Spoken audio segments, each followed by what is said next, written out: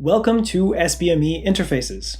Our goal with this show is to introduce you to the people that interface with biomedical engineering, from students and faculty to staff and industry, and everyone in between. BME is a broad field that encompasses so many different perspectives, journeys, skill sets, and backgrounds, and we are excited to share them all with you. Today, we're very excited to be interfacing with Jenna Usprech and Gabrielle Lam. Jenna is Assistant Professor of Teaching in the School of Biomedical Engineering. She received her PhD from University of Toronto, her Master's from Queen's University, both in areas of tissue engineering, and her Bachelor's in Biological Engineering from University of Guelph. She's particularly passionate about student wellness, science communication, and classroom strategies that promote critical thought and retention of material. Gabi is Assistant Professor of Teaching and Materials Engineering at the School of Biomedical Engineering. She completed her undergrad in Materials Engineering from University of Alberta, followed by a Master's and PhD in Biomedical Engineering from U of T. She draws on her research and educational experience in tissue engineering, biomaterials, and regenerative medicine to design new curriculum and courses. She's particularly interested in integrating experiential learning to improve student development of self-regulated and collaborative learning skills. Welcome both. Thanks for having us. Yeah. Sure. So the two of you, your perspective is very, very interesting to me. Over the last 14 months or so, these months have had a mammoth impact on teaching, on hands-on instruction, on lecture theater shutdown, all that kind of stuff, new challenges, and etc. So how has this affected your work? We'll start with Gabi. Yeah. Ooh, that's a big question. I think it's really caused us to stop and think about the value of education, and particularly with laboratories. Like we think that experiential learning, or just experiencing your learning, is really important, but all of that was really shut down as a result of online and the shift virtually. So I think it caused me at least to pause and think, what is valuable to the students and what's valuable to the instructor. And I really think it's that interaction. You can easily watch videos. You can gorge on videos all you want, right? YouTube is great right now, and you can learn what you want to learn. But it's really that interaction and that learning that happens between the instructor and the students, and the students and the students. Yeah. What about you, Jenna? Yeah, for sure. I mean, so much changed really quickly overnight. And I think for me, I have an imagination of what my strengths are as a teacher, as a professor, and I felt like this was going to put me in a completely opposite sphere, that it wasn't going to be playing at all to my strengths. And I think Gabi kind of hit it right there when she talked about interaction. And I was assuming that there would be minimal interaction, minimal feeling of community online, and I was actually a little bit pleasantly surprised by the fact that we were able to cultivate some of that. We were able to bring in some interaction virtually. I mean, obviously not the same as being there in person or doing things hands-on, but still able to cultivate a bit of a community feeling in the classroom, even though we're all virtual. So that was something that was unexpected, and a good thing coming from it.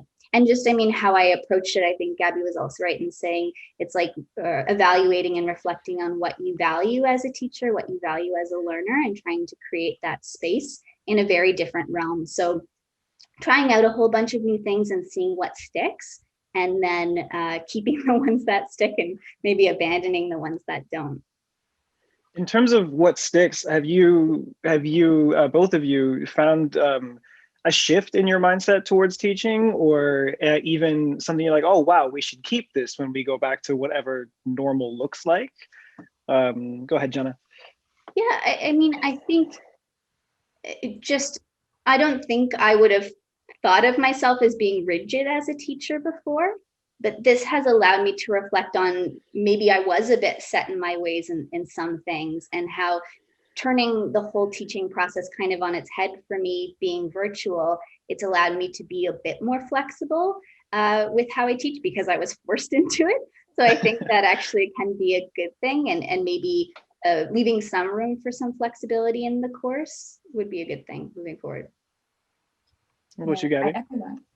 I echo that very much. I think the flexibility is really nice. And we were kind of forced to recognize that, all students are coming from different backgrounds and from different settings. So their learning settings might be very different. Their learning times might be very different. In addition to that, I actually quite like the virtual platforms that we've been launched into, and I feel like I'd be using a lot of them a little bit more because it provides accessibility, I think, to students who might not want to speak up in class, for example. I just hear so many more different voices and input through the chat in bigger classrooms, especially where students might not actually raise their hand and ask questions. You end up getting interactions across the classroom between different students, as well as with the instructor and the students too. Yeah, I totally agree with that. Sorry, to just add a bit to what Gabby was just saying, the chat is a game changer for sure, because there were some students, I saw a bunch of students in different courses, pre-pandemic, after pandemic, or during pandemic, and some of them I'd never heard from before, and then they're speaking up a lot in the chat, which was really wonderful. So yeah, I agree. I would have been one of those chats, pro chats. That was pretty quiet in the classroom. So Jenna, what drew you to academia and a career focused on teaching and academia?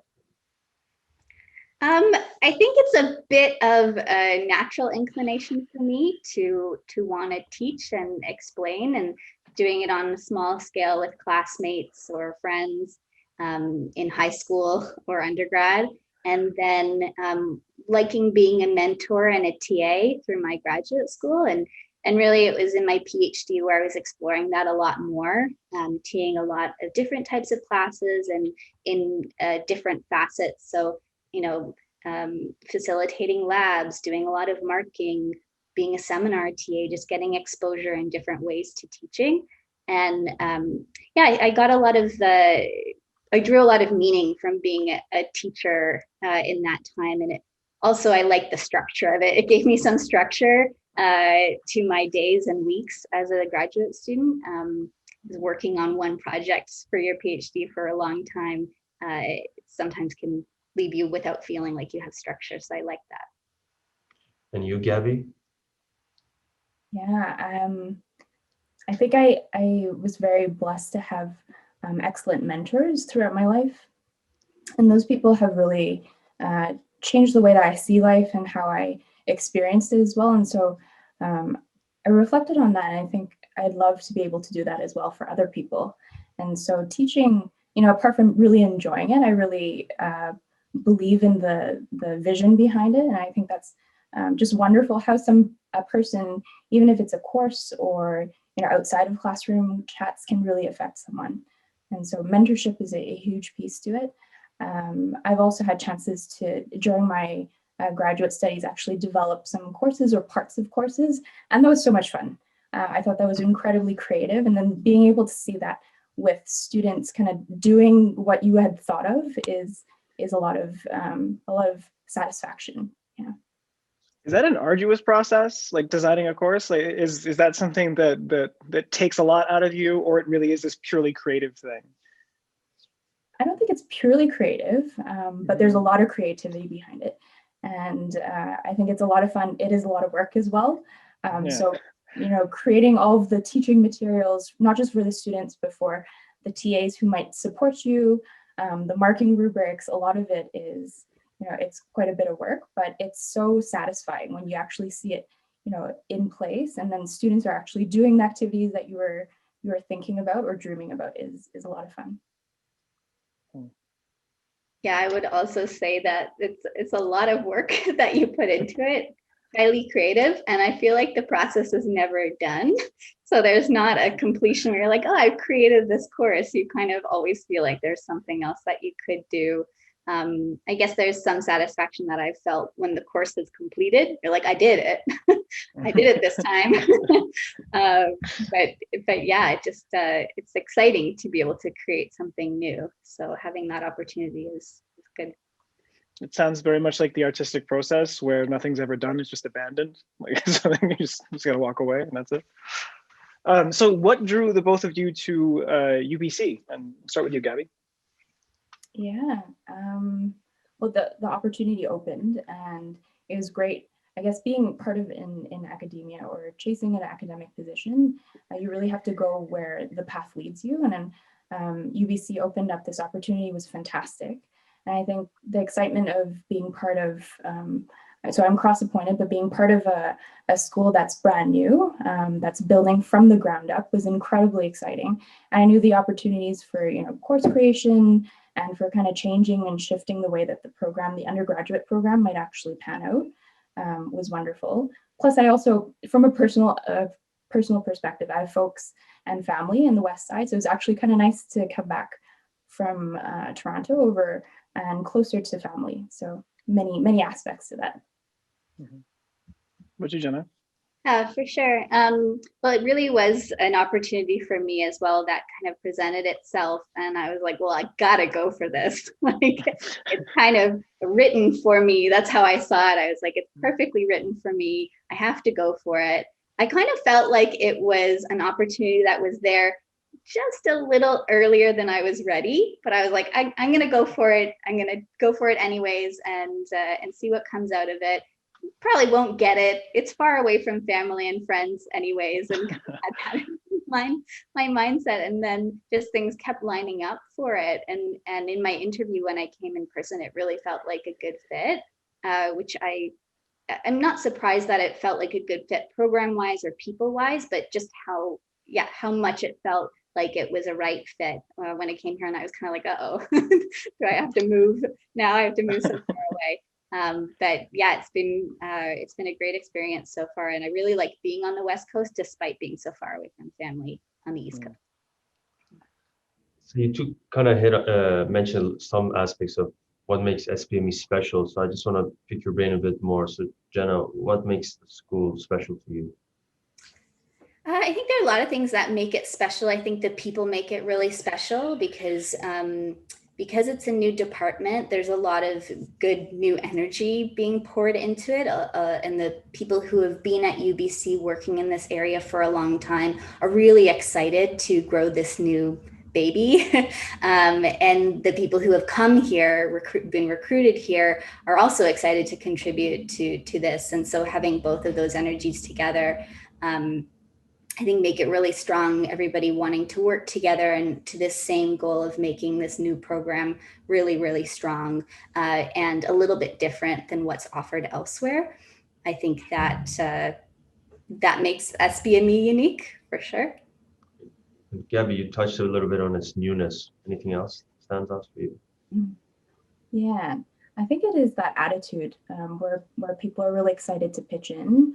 And there's this multidisciplinary aspect to the school. There are people from clinical backgrounds, from science backgrounds, from engineering backgrounds, and that synergy between these people and people who are really excited about teaching and curriculum development, students who are also very open-minded, and they've got a heart to help people. I think that's something that's always really drawn me to the School of Biomedical Engineering, the fact that the students just, they're really excited and they're really open to embracing new ideas and to learn in different ways as well. I think that's a really integral part of SBME. Mm-hmm. Where do you two see the educational side of BME sort of going in the next 5 years, especially after something like the pandemic? Or better, where do you hope it goes? Start with you, Gabi. Yeah. Ooh. I think there are a lot of elements that we learned from the pandemic that we were forced to face, but I think there are great advantages that came out of the pandemic. So different strategies and whatnot. Larger yet, I think it also, kind of going back to what I said earlier, makes us reflect on the value of education. And so there are ways I think that we can really fortify that and build on, the interactions between instructors and students and students as well. So it doesn't go just one way. I think it's multi-directional, right? And so building upon that further in the years to come, labs, I'm constantly thinking about the lab side of it, it was difficult moving it on virtual, where everything was hands-on and was built to be hands-on, and suddenly students weren't able to. So thinking about kind of like the gap or some of the missing pieces from this past year, and how we can amplify that in future years. How can we make sure it's an integral part, that students are still able to learn hands-on, but still be able to not just work through the motions, but actually gain valuable insights through that as well. So is it enough to just do the things that you do, or are you actually deriving value from that as well? Mm-hmm. What you, Jenna? Yeah, I think that's a really good point. The value, I think this pandemic has allowed me to reflect, like I said before, on the value of what I'm teaching, the value of what we're learning, but also on, like Gabi was saying, how the students can cultivate that meaning and value themselves in what they're doing, because ultimately that's going to help them retain that information and bring that forward to what their future careers will be. And obviously we're trying to create curricula that is meaningful and impactful for them in their future, that they'll use, that provides them with a good foundation.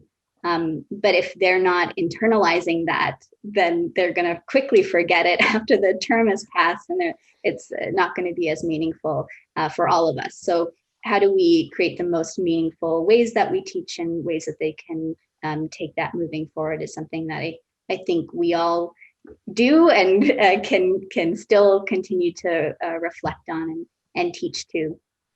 You were asking a bit about also where the field, I think, is going, and how we can teach to that.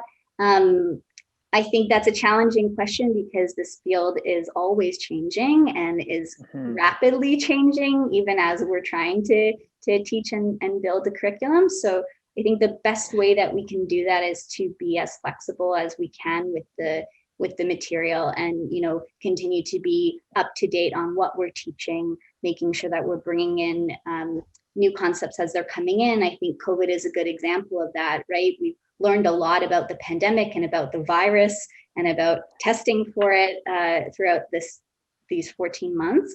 And I know that we've all brought that into the curriculum, and we're teaching to it, because biomedical engineering is where a lot of these innovations are coming from. So this field of cellular engineering is a bit of a unique feature to our program. Not all biomedical engineering programs focus on that. Bioinformatics is another kind of unique feature that not all programs focus on. And so those are examples of kind of where we have fit in these newer and more ever-changing areas of biomedical engineering. But I think just making sure that we don't stop at that, and we keep evaluating the field as it grows, and bring that into the curriculum would be helpful. So Jenna, one of the areas that you're hugely passionate about, and we're thankful for that, is wellness and student wellness, and focus on that. So what was a catalyst for that, and what are some things you're working on in that area? Yeah, I mean, a catalyst for that is very personal. I think I struggled somewhat with wellness in my schooling. When I was in undergrad, I don't think I was fully aware of the patterns that I was getting myself into that it was damaging. I think I was just like, oh, we just study all the time. That's what you do, right? Not realizing that it's not a sustainable way to live. It's not a joyful way to live, right? And getting into my graduate school time, realizing that, I need to prioritize this a lot better. And obviously, when I'm a teacher, I'm seeing students thrive and also struggle, and being very empathetic, I want to figure out how can I better support these students? How can we support them? The pandemic, for sure, has been a really difficult time for everybody. So I think it's like even more salient. You see people struggling even more right now. So it's just very top of mind. Great. And Gabi, can you tell us a little bit about your research endeavors as well, and sort of the things you're focusing on as a teacher?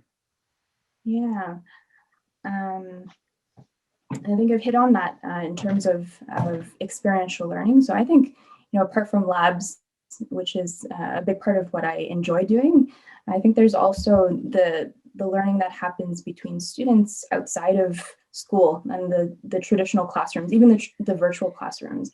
So it's great to see students being involved in design teams, learning from each other and actually figuring out like how to resource things, how to get hands on certain materials, but also expertise too. So like chatting with advisors and connecting with people who might be able to help them in a specific area of a project.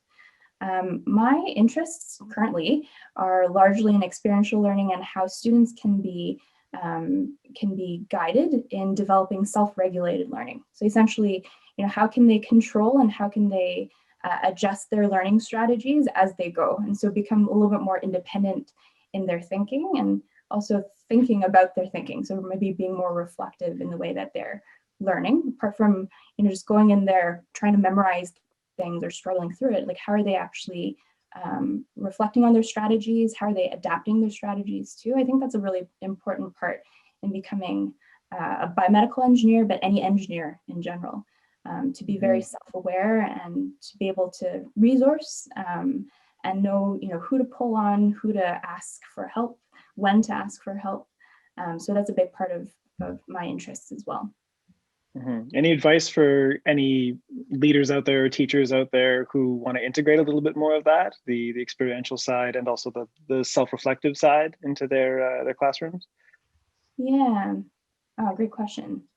I think just being aware that students, learning is a process, and students will need to adapt and change, not just throughout a course, but throughout their entire program. I think that's a really important key piece to keep in mind. So to be kind to students, I work with students from first year all the way to fourth year, and to see their progression, maybe not throughout their entire program, but particularly in the first years, it's a huge and very steep learning curve for many. To be kind to them and to understand that, they need that space to be able to learn and fumble sometimes, I think is really important. So, Jenna, what's your favorite course you've taught so far? Oh, that's hard. I think unexpectedly, my favorite one has been the professionalism and ethics course that I taught in the fall. I guess because it's not really my background, although I do have some experience teaching in that area. Obviously, as an engineer, we've all taken, if you're an engineer, you've all taken a course like this. But this one was a little bit unique because it was professionalism and ethics for biomedical engineering. So we had a whole focus on bioethics topics, which are numerous and really, really interesting, sometimes intense to talk about. So, talking and debating about vaccines, whether they should be mandatory, and talking and debating about genetic engineering, should it go to the germline? And, these topics that are really meaty and interesting and maybe were science fiction before, but are now maybe quickly becoming reality. It was really fun to talk about. It also is a different way of teaching because you're not necessarily teaching some technical concepts or facilitating a lab where they have to develop very specific skills. You're exploring topics and you're allowing students to reflect and think critically and discuss, which is not really what most of our courses for engineers is like. So it actually seeing the students really enjoy the class and interact a lot it was really satisfying for me, and it was really fun to be in those lectures. You, Gabi? I was going to say, that sounds like fun, Jenna. I'd love to take that class. I want to take that class. Yeah. I really enjoyed BMEG 102. So it's an introductory course for students who go into the first year in pre-biomedical engineering before they're accepted into the program officially. So before they're officially declared as biomedical engineers. This is an intro, it's a lab course for first year students. And it's so much fun because these first year students are really excited and incredibly hungry as learners to learn about different aspects of biomedical engineering. So we introduced them hands-on to activities related to everything from systems and signals, so building circuits, working on 3D printing, all the way out to bioinformatics, where they look at different bioinformatic tools and create pipelines, to manipulating bacteria and growing them up and designing experiments. So they're incredibly open. I love that aspect of the students. And then catching up with them a little later in upper year courses and seeing how they've changed. What they've declared as their favorite stream of biomedical engineering is actually quite neat. And I love hearing just the stories about the design projects that they're involved in outside of class as well. So that's it's been a lot of fun. Challenging changing it to the virtual platform, but it happened, and actually it was kind of nice, seeing that students were actually very eager to participate, to build that community, to support their peers as well, was actually quite a nice surprise. Well, let's take it a little bit easier then on the next question is, with all of the stuff going on, what do the both of you do to unwind? And do you have time to unwind? Jenna, we'll start with you. Oh, it's been really tough in the terms, like we're off term now. So it's like a little bit of a break. So I feel like I can unwind in many more ways. But I guess my favorite thing to do to unwind during the pandemic has actually been virtual dance classes. I'm going to give a shout out to iDance because I've been taking a lot of their classes at Vancouver dance company here. And awesome. It's allowed me to try new styles of dance that I think I would have felt uncomfortable to do in person because I'm not a trained dancer. So I would worry that I'd spin myself into someone. But I can turn off the camera and I can do it in my own home, and it's really fun. That's awesome.